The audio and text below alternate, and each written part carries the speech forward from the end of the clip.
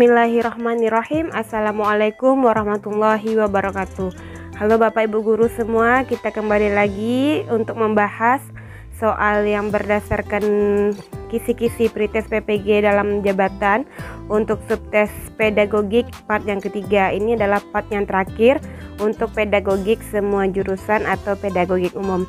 Baik Bapak Ibu, langsung saja kita masuk ke pembahasan soalnya. Tapi sebelumnya jangan lupa untuk tekan tombol subscribe dan juga nyalakan loncengnya. Terima kasih.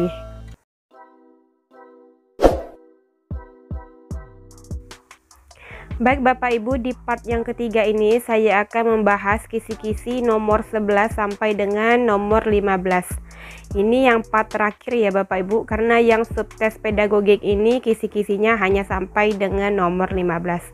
Baik Bapak Ibu, langsung saja kita masuk ke yang indikator nomor 11. Dengan mencermati RPP dan proses pembelajaran, peserta dapat memberikan pilihan jenis penilaian otentik holistik terhadap aspek sikap. Jadi contoh soalnya adalah seorang guru ingin mengetahui kemampuan siswa dalam mengatur dan mengelola perbedaan pendapat ketika dilakukan diskusi kelompok. Guru tersebut membuat lembar daftar cek atau checklist dalam bentuk skala yang harus diisikan oleh siswa untuk menilai teman kelompoknya.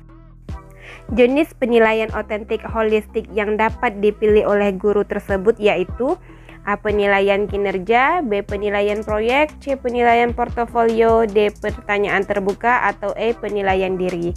Baik, langsung kita buka pembahasannya. Jadi penilaian kinerja ini sering disebut sebagai penilaian unjuk kerja. Nah, bentuk penilaian ini digunakan untuk mengukur status kemampuan belajar peserta didik berdasarkan hasil kerja dari suatu tugas.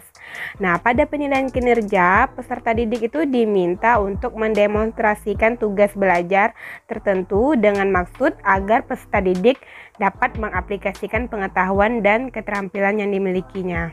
Jadi instrumen yang dapat digunakan itu antara lain seperti checklist, catatan anekdot atau narasi, dan skala penilaian. Jadi yang jawaban yang tepat untuk soal ini adalah yang A, penilaian kinerja. Untuk pembahasan penilaian yang lain itu lebih lengkapnya ada di file PDF-nya ya Bapak Ibu. Bapak Ibu bisa langsung download saja file PDF-nya, itu linknya sudah saya simpan di deskripsi. Baik, kita lanjut lagi ke kisi-kisi yang nomor 12. Indikator nomor 12, dengan mencermati RPP dan proses pembelajaran, peserta dapat memberikan pilihan jenis penilaian otentik holistik terhadap aspek pengetahuan. Contoh soalnya adalah jika guru memberikan penugasan kepada siswa yang bertujuan untuk mengukur kemampuan dalam menghasilkan karya tertentu dan dilakukan secara berkelompok, maka jenis penilaian otentik yang tepat adalah A. Penilaian kinerja, B. Penilaian portofolio, C. Penilaian proyek, D. Penilaian jurnal, atau E. Penilaian diri. Jadi di sini adalah yang untuk menghasilkan karya. Tentu saja jawabannya yaitu yang C. Penilaian proyek. Kita buka pembahasannya Bapak Ibu. Jadi penilaian proyek ini adalah bentuk penilaian yang diwujudkan dalam bentuk pemberian tugas kepada peserta didik secara berkelompok. Nah, penilaian ini difokuskan pada penilaian terhadap tugas belajar yang harus diselesaikan oleh peserta didik dalam periode atau waktu tertentu. Nah, penilaian ini juga dikatakan sebagai penilaian berbentuk penugasan yang bertujuan untuk mengukur kemampuan peserta didik menghasilkan karya tertentu. Nah, jadi jawabannya yaitu yang C. Kita lanjut lagi ke kisi-kisi yang indikator nomor 13. Indikator nomor 13, dengan mencermati RPP dan proses pembelajaran, peserta dapat memberikan pilihan jenis penilaian otentik holistik terhadap aspek keterampilan. Contoh soalnya adalah pada akhir pembelajaran, siswa diminta untuk mendemonstrasikan tugas belajar yang diberikan guru dengan tujuan agar siswa tersebut mengaplikasikan kemampuan keterampilan yang dimilikinya dan guru dapat menilai kompetensinya. Instrumen yang dapat dipilih oleh guru untuk merekam hasil belajar yaitu A. Daftar cek, B. Benar salah, C. Pilihan ganda, D. Menjodohkan, atau E. Jawaban bebas. Kita buka ya Bapak Ibu pembahasannya. Nah, pada penilaian kinerja ini, peserta didik diminta untuk mendemonstrasikan tugas belajar tertentu dengan maksud agar peserta didik dapat mengaplikasikan pengetahuan dan keterampilannya. Jadi, instrumen yang bisa digunakan itu antara lain seperti checklist, catatan anekdot, dan skala penilaian. Jadi, yang jawabannya yang tepat itu adalah yang daftar cek atau checklist yang A. Baik Bapak Ibu, nanti yang pilihan yang lain seperti pilihan B, C, D, dan E itu semuanya ada pembahasannya lengkap di file PDF-nya. Langsung saja Bapak Ibu baca di file PDF-nya itu. Baik Bapak Ibu, untuk sekarang kita lanjut kembali untuk kisi-kisi dengan indikator nomor 14. Melalui paparan kasus, peserta dapat menganalisis hasil penilaian pembelajaran. Nah, contoh soalnya adalah sebagian siswa mengalami kesulitan menjawab soal tes pilihan ganda yang disusun oleh guru.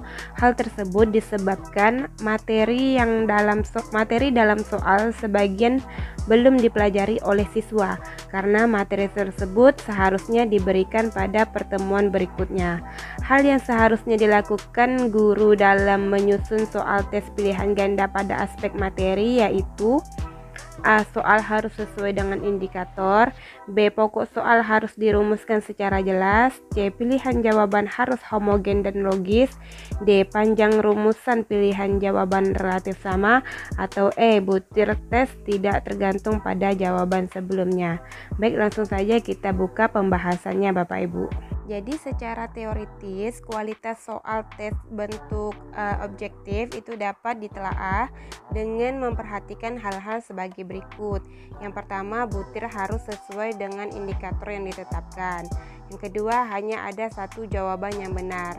Yang ketiga, pengecoh homogen dan berfungsi. Jadi jawabannya yang tepat adalah yang A. Soal harus sesuai dengan indikator. Baik, kita masuk ke indikator yang terakhir, indikator nomor 15.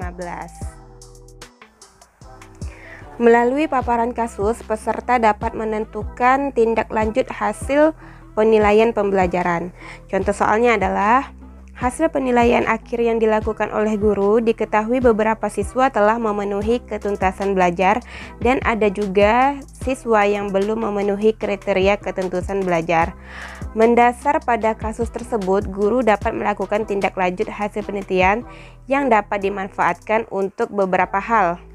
Berikut merupakan pemanfaatan hasil penilaian oleh guru, kecuali A. Memperbaiki program pembelajaran, B. Menyelenggarakan program remedial bagi siswa yang hasilnya rendah, C. Menyelenggarakan program pengayaan bagi siswa yang hasilnya tinggi, D. Mengadministrasikan hasil penilaian, atau E. Menyusun laporan hasil penilaian. Tentu saja jawabannya yang kecuali ini adalah yang D ya Bapak Ibu, mengadministrasikan hasil penilaian. Nah Bapak Ibu, sampai disinilah kisi-kisi pretest PPG untuk subtes pedagogik ini part 3, part yang terakhir, karena kisi-kisi yang untuk pedagogik ini hanya sampai 15. Jadi untuk penjelasan yang lebih lengkapnya itu Bapak Ibu langsung saja download. Linknya sudah saya taruh di deskripsi ya Bapak Ibu. Selamat belajar Bapak Ibu, semoga semuanya Bapak Ibu semua bisa lulus pretest PPG pada tahun 2022 ini. Amin ya robbal alamin. Baik, saya akhiri. Wassalamualaikum warahmatullahi wabarakatuh.